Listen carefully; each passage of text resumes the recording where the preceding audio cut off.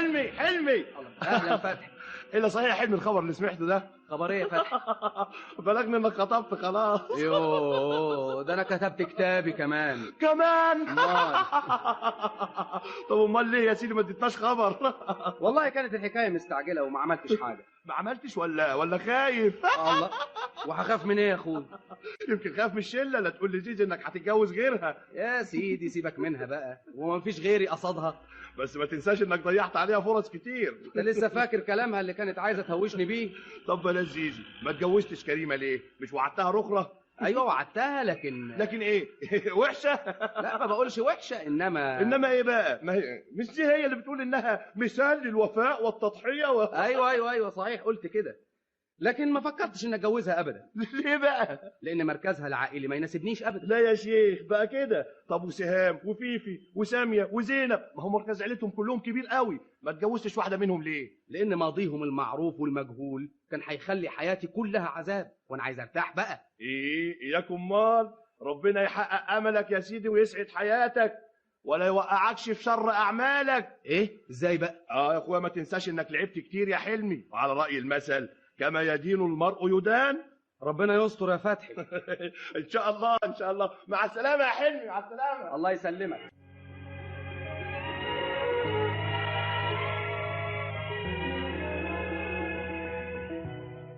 كما يدين المرء يدان، كما يدين المرء يدان. مش ممكن. مش ممكن ازاي يا حلمي؟ ده انت لعبت كتير قوي، ونسيت ان سنة الحياة كما يدين المرء يدان يدان يدان. لا مش ممكن، انا طول عمري عينيا مفتحة وهتفضل مفتحة، مش هغفل عن حاجة ابدا، مش هتساهل في حاجة ابدا ابدا ابدا.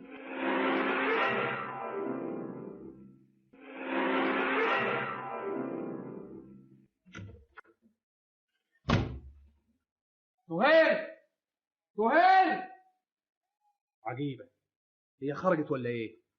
سهير. مش قلت لك؟ لكن دي ما قالتليش. يا ترى خرجت ليه وامتى وراحت فين؟ لازم اعرف. وهتعرف ليه بقى مادام مغمض عينيه؟ لا خلاص فتحت، اما اتصل بامها عشان اتاكد الاول.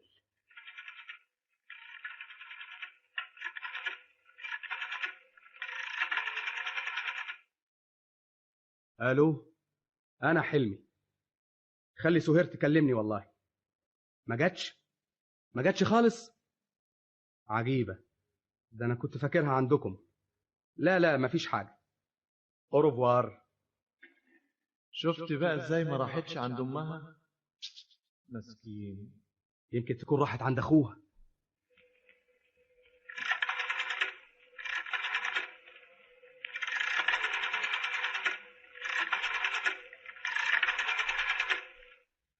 الو، انا حلمي. ان كانت سهير عندكم والله خليها تستناني لما اجيلها. ما شفتوهاش النهارده كده؟ طيب متشكر. قلنا كده قلت اطلعوا من البلد. ما دام ما هياش هنا ولا هنا، تكون راحت فين؟ انا عارف بقى، اسأل نفسك. كنت فين يا هانم لحد دلوقتي؟ وانت ايه اللي جابك بدري عن ميعادك؟ هو مجي بدري يزعلك؟ ويزعلني ليه؟ عشان خرجت من غير ما تقولي لي. اللي يشوف كده يقول اني بخرج باستمرار من غير ما اقول. ما هو حصل اهو. يا حلمي انا اضطريت للخروج، ومع ذلك حاولت اديك خبر في التليفون، قالوا لي انك في مأمورية بره. وايه اللي اضطرك تخرجي؟ كنت فين؟ عند الاستاذ كرم المحامي. ليه؟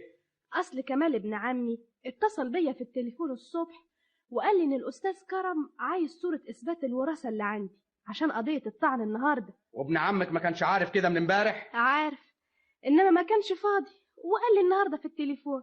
فيها ايه دي؟ ولا حاجة. وفي حاجة اكتر من كده؟ طيب واخرتها؟ هي القضايا بتنفض، ما توضع للحجة دي حد خليك ترتاح بقى. اسمعي يا سهير، دي اخر مرة اسمع فيها انك رحت المحامي، سامعة ولا لا؟ طب وبعدين والقضية؟ مفيش قضايا، كفايه بقى لحد كده. ما بسمعش مني غير رايحه للمحامي جايه من عند المحامي، كأن المحامي ده حجه وبس. حلمي من فضلك مش عايز مناقشه، دي اخر كلمه تسمعيها مني.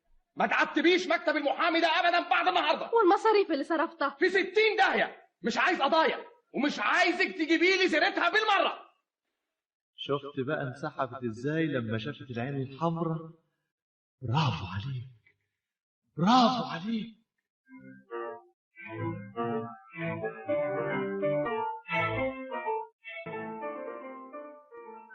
يلا يا حلمي الاكل جوه. اكل ايه؟ الاكل قال، اما اشوف قبل مين اللي كان هنا بيشرب سجاير.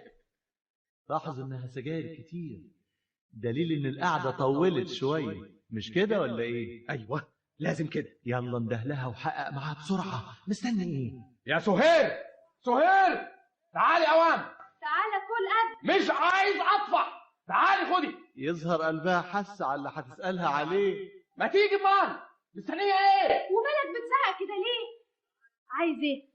انا عايز اعرف مين اللي كان هنا النهارده. يا سلام عليك يا حلمي، بقى تقومني من على الاكل عشان تقول لي مين اللي كان هنا؟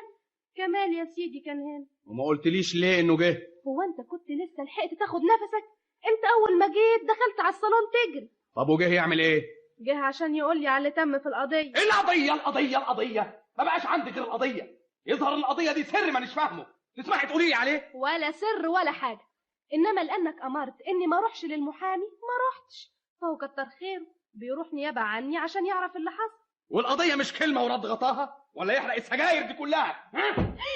كده كسرت الطقطوقه في 60 داهيه. ودلوقتي بعد ما انتهى التحقيق اليومي مش ناوي تاكل؟ ماليش نفس، سيبيني دلوقتي. انت حر، اكل انا. ايوه كده، ما تسيبش حاجه تمر من ايديك، فتح عينك كويس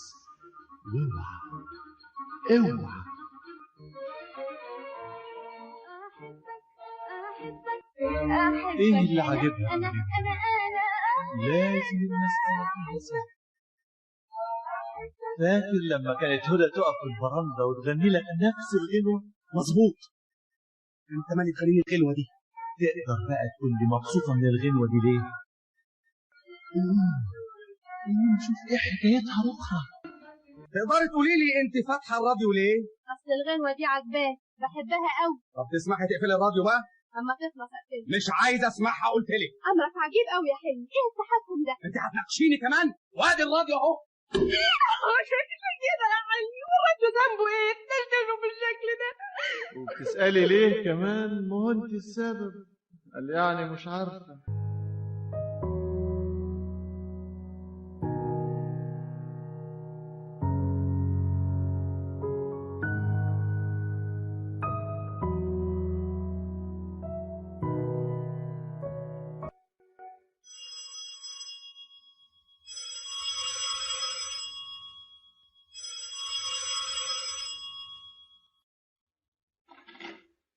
الو، مين؟ فاطمه؟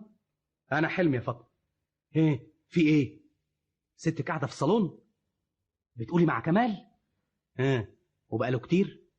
متاكده انه لسه جاي؟ طب قولي لي، مكشرين ولا بيضحكوا؟ بيضحكوا قوي. ايه بتقولي اداها ظرف؟ ما عرفتيش في ايه؟ سمعتيه بيقول لها احتفظي بالصوره دي كويس؟ وشالتها فين؟ حطيتها في الظرف وشالته تحت شلتة الكنبة اللي في الصالون؟ طيب يا فاطمة، طيب خلي بالك على ما اجي. صورة؟ هي وصلت الحكاية لحد الصور كمان؟ يا ترى صورتها دي ولا صورة مين؟ لازم صورتها، هتكون صورة مين غيرها؟ امال هي بتخبيها ليه؟ والله عال، يبقى فاضل ايه بقى؟ اسأل نفسك، مش كنت ابو الصور زمان ولا نسيت؟ لازم اروح البيت دلوقتي حالا. مستني ايه؟ يلا بسرعة. تاكس.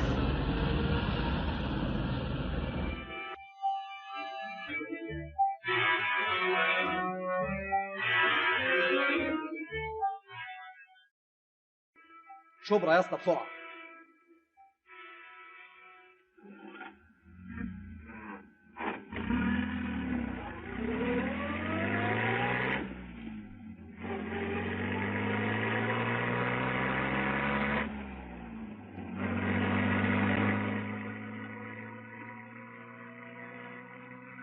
لو ما كانتش فاطمة قالت لك على الصورة دي كنت هتعرف منين؟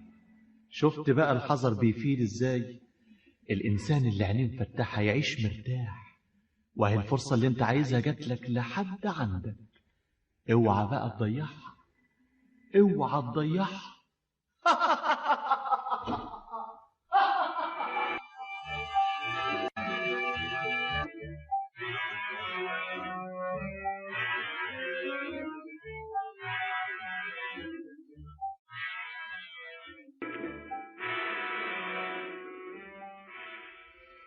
لو كان حلمي يجي كانت تبقى مفاجأة له. وايه اللي هيجيبه دلوقتي؟ ده لسه بدري عليه. هو بيعوقه بدري ولا واخري؟ ده يجي في وسط النهار 3-4 مرات كل يوم. وبيجي يعمل ايه؟ أنا عارفة، أهو كل شوية يجي بحجة شكل، والمهم إنه ما يطبش إلا لما يكون عندي ضيوف. اما مدهش والله، ده لازم شيخ ربنا يسوق امال. مش بعيد يجي دلوقتي. وديني جيت يا هانم. الحمد لله اللي جيت في وقتك. بقى جيت في وقتي. يظهر ان العكس هو الصحيح. يعني إيه الكلام ده؟ قال يعني مش عارفة. يعني الواقع ان جيت في وقت غير مناسب، غير مناسب لكي طبعا يا هانم. مش كده ولا ايه يا استاذ كمال؟ بالعكس، دي كانت متوقعة حضورك باللحظة والتانية عشان كانت ناوية تعمل لك مفاجأة. وهو في مفاجأة أقوى من كده؟ على كل حال انا كنت متوقع المفاجأة دي من قبل ما تحصل، وعشان كده انا اللي هفاجئكم الاول. تسمحي تقومي من مطرحك؟ ما عندك الكراسي الفوتوية، اشمعنى الكنبة يعني؟ شايف خافت ازاي؟ كيفي كده؟ انت هتشاركيني؟ يلا قومي. طب حاسب دراعي بتشده كده ليه؟ انا مش هشده بس، ده انا اكسره كمان.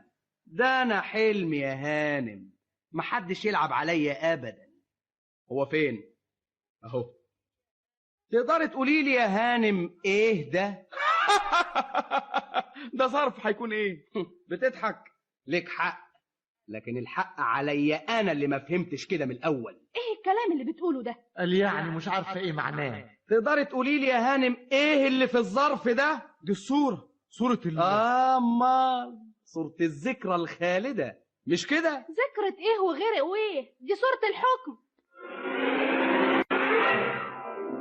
صورة ايه؟ صورة الحكم بتاع القضية بتاعتي. ايوه يا سيدي، اصلها كسبت القضية. الله، ده صحيح، صورة الحكم اهي. مظبوط مظبوط. تصور بقى ان اكسب القضية اللي كنت عايزني اسيبها. الحكم ده يا سهير دليل على انك كسبت قضيتين مش قضية واحدة. طيب القضية دي وعرفناها، القضية التانية بتاعت ايه بقى؟ اما القضية التانية فدي اللي رفعها عليا وعليكي عدو السعادة الزوجية. عدو السعادة الزوجية؟ مين هو؟ شبح الماضي. حلمي اهلا فتحي. الا صحيح حلمي الخبر اللي سمعته ده؟ خبر ايه يا فتحي؟ بلغني انك خطبت خلاص. يوه، ده انا كتبت كتابي كمان. كمان؟ طب امال ليه يا سيدي ما اديتناش خبر؟ والله كانت الحكايه مستعجله وما عملتش حاجه. ما عملتش ولا خايف؟ الله، وهخاف من ايه يا اخوي؟ يمكن خاف من الشله، لا تقول لزيزي انك هتتجوز غيرها. يا سيدي سيبك منها بقى، وما فيش غيري قصادها. بس ما تنساش انك ضيعت عليها فرص كتير. انت لسه فاكر كلامها اللي كانت عايزه تهوشني بيه؟ طب بلاش زيزي، ما اتجوزتش كريمه ليه؟ مش وعدتها رخره؟ ايوه وعدتها، لكن ايه؟ وحشه؟ لا ما بقولش وحشه، انما ايه بقى؟ ما هي مش دي هي اللي بتقول انها مثال للوفاء والتضحيه ايوه صحيح قلت كده، لكن ما فكرتش ان اتجوزها ابدا. ليه بقى؟ لان مركزها العائلي ما يناسبنيش ابدا. لا يا شيخ بقى كده. طب وسهام وفيفي وساميه وزينب، ما هو مركز عيلتهم كلهم كبير قوي، ما اتجوزتش واحده منهم ليه؟ لان ماضيهم المعروف والمجهول كان هيخلي حياتي كلها عذاب، وانا عايز ارتاح بقى. اياك امال. ربنا يحقق املك يا سيدي ويسعد حياتك ولا يوقعكش في شر اعمالك. ايه ازاي بقى؟ يا اخويا ما تنساش انك لعبت كتير يا حلمي، وعلى راي المثل كما يدين المرء يدان. ربنا يستر يا فتحي. ان شاء الله ان شاء الله. مع السلامه يا حلمي، مع السلامه. الله يسلمك.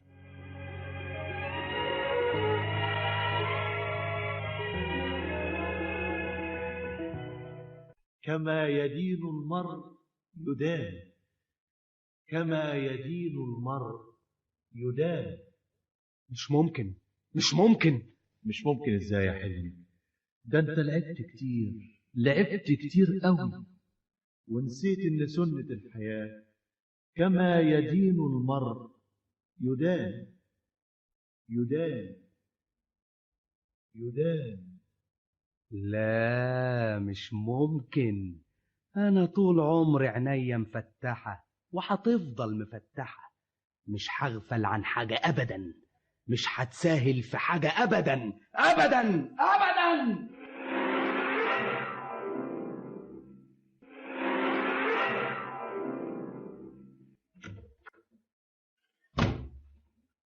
سهير سهير، عجيبة، هي خرجت ولا ايه؟ سهير مش قلت لك؟ لكن دي ما قالتليش. يا ترى خرجت ليه وامتى وراحت فين؟ لازم اعرف لازم اعرف. وهتعرف ليه بقى مدام مغمض عينيه؟ لا خلاص فتحت، أما اتصل بأمها عشان أتأكد الأول.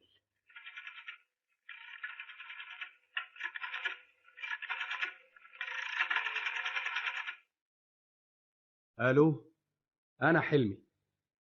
خلي سهير تكلمني. والله ما جاتش خالص. عجيبة، ده انا كنت فاكرها عندكم. لا مفيش حاجة. اوروفوار. شفت بقى ازاي ما راحتش عند امها؟ مسكين. يمكن تكون راحت عند اخوها.